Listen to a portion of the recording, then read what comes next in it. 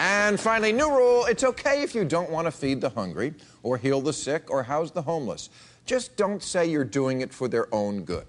Don't say you'd like to help people, but your hands are tied, because if you did, it would cause a culture of dependency or go against the Bible or, worst of all, rob them of their freedom to be sick and hungry. Just admit you're selfish, and based on how little your beliefs mirror the actual teachings of Jesus, you might as well claim to worship Despicable Me. Now, I bring this up because last week new food stamp cuts went into effect, and Congressman Steve Fincher, a Republican from Dogpatch, justified the cuts by quoting the Bible. "The one who does not work shall not eat." And it reminded me that I keep seeing stories in the news about Christians stiffing servers in restaurants, like the Applebee's waitress in Missouri who got this note from a church pastor. Written on the check, it said, "I give God 10%, why do you get 18?"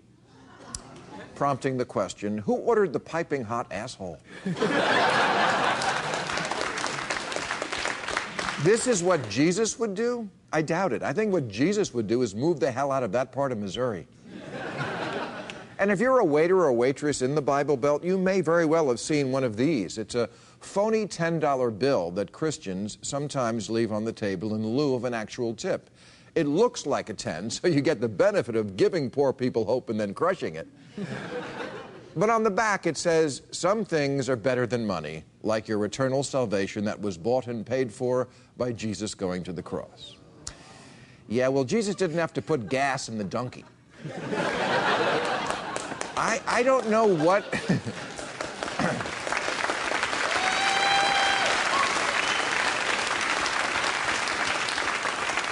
I don't know what the snake handlers have against the food handlers, or when restaurant receipts became the new bully pulpit, but there was another story recently, this one from Kansas, where instead of a tip, a Christian family left their server, who they knew was gay, this note: "Thank you for your service. It was excellent. That being said, we cannot in good conscience tip you, for your homosexual lifestyle is an affront to God. Queers do not share in the wealth of God, and you will not share in ours." Note they repeat the phrase "not share" to really drive home that they've absorbed the message of Jesus. Okay. First off, just because you're eating out doesn't give you the right to tell your server who they should be eating at. And beyond that, someone needs to tell these people that not tipping a gay waiter will not make him want to put his penis in a woman. It'll make him want to put his penis in your pasta primavera.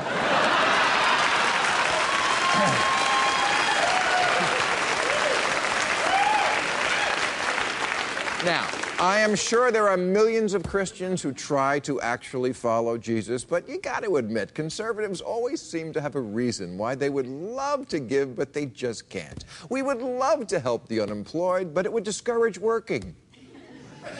I believe in charity, just not for people who need it. Of course, we'd like it if everyone could see a doctor. We're not monsters, but if the government does it, it will destroy our way of life. Plus, the website is glitchy, which leads to Stalinism.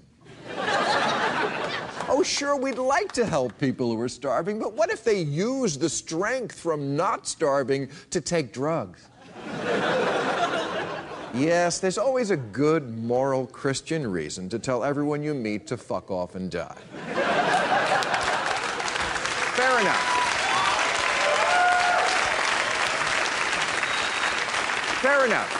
But if you're a waiter and you ever get one of those fake $10 bills, do me a favor and next time you're in church, drop it in the collection basket.